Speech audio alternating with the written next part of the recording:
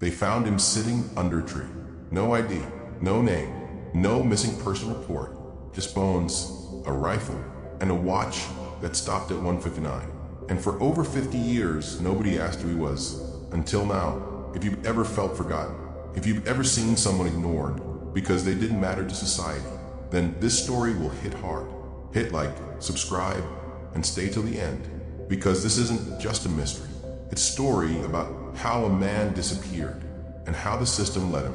The forest outside Crofton, British Columbia is quiet, tall for trees, mossy ground, wind that smells like salt from the ocean. On September 30th, 1984, two kids were playing between the wharf and the pulp mill. They weren't looking for anything special. They just wanted adventure. Instead, they found death. At first, they thought it was driftwood. Then, they saw the bones. A man sat slumped beneath a tree, hidden by branches and leaves like the forest had tried to cover him out of shame. Police came. Tape went up. Flash cameras clicked. What they found with him was stranger than the skeleton itself. A bolt-action .22 rifle. A pair of glasses in a case, a toothbrush, shaving tools, a Timex watch, a pair of old leather Oxford shoes. His clothes were gone, eaten by time. Only socks remained. Whoever he was, he came prepared to live, or to leave. But no one knew his name. The forensic team noticed something immediately. His right leg. Both bones had healed wrong. No doctor, no cast, no help. The leg was shorter than the left. He would have walked with a limp his entire life. Imagine, every step, a reminder you were broken. And his shoes? They weren't adjusted for the difference, which meant he didn't have money for custom footwear. Then there were his teeth, one upper tooth missing, the others filled with silver. Not modern dentistry, not a clinic, more like a ship, a logging camp, a military barrack. The odontologist said quietly, whoever did this wasn't rich. That sentence mattered, because rich people get remembered, poor people disappear. At first, police thought he'd been there since the 1950s.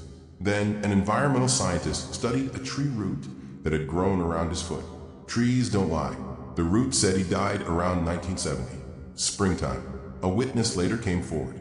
He said when he was 12, he saw a body there, covered with a blanket, wearing gumboots. He told his mother. She didn't believe him. So nobody called police, and the man stayed where he fell. For 14 more years, experts tried to rebuild him from bone. 45 to 50 years old, about 5 feet 10 inches, 180 pounds, right-handed, arthritis in his spine, needed glasses. They believed he was likely Metis, indigenous and European heritage. The records list him as white, which might explain why no one went looking. In the 1960s, over 2,600 people went missing every year in British Columbia. One detective handled all of them. One. If this man had family, they never found him. If he had friends, they assumed he drifted. If he had a past, it stayed buried under that tree. This story doesn't have a murderer. It has something worse. Indifference. No missing person matched him. No fingerprints. No dental records. His watch had stopped at 1:59. Nobody knew if that was the moment he died or the moment time stopped caring.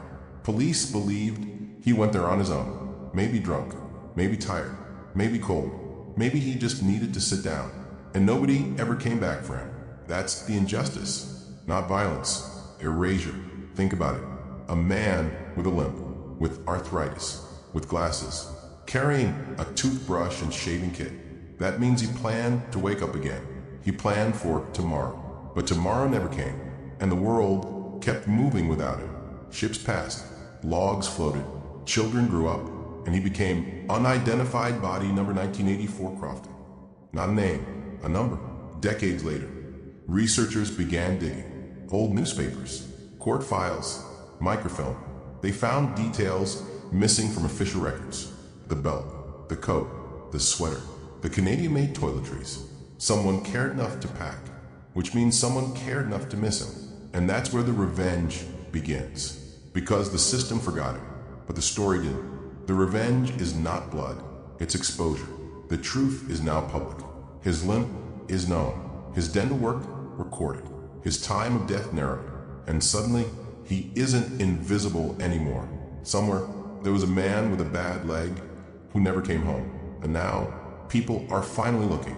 That's justice. Not because we know his name, but because we admit he mattered. Maybe he died of cold, maybe exhaustion, maybe loneliness. But what killed him twice was being forgotten. And now, he isn't just bones under a tree. He's a question. And someone somewhere knows the answer.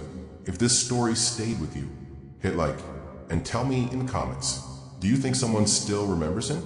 And if you want more true mystery and emotional justice stories like this, subscribe now.